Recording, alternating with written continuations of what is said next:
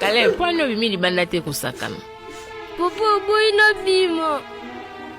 Ah, namoni. Oyebi nini, papa lingaka yo. Ata soki apesi yo discipline.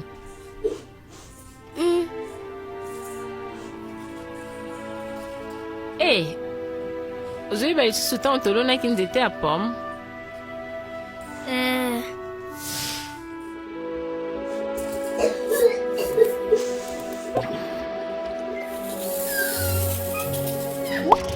Ekolaki mbango kasi na nsima Ekoyaki. papa asalaki nini? Asalisaki yango. Eza bongo.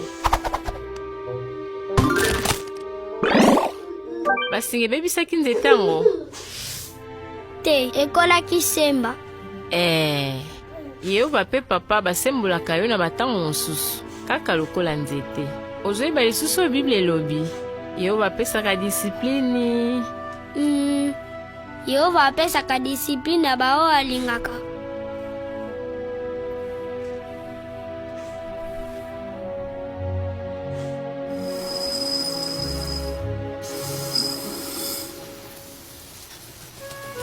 Ah, Caleb, eza yo. Nalingaka yo papa. Soki disipline eza bolingo, bolingaka ngai mingi penza. Caleb, nalingaka yo.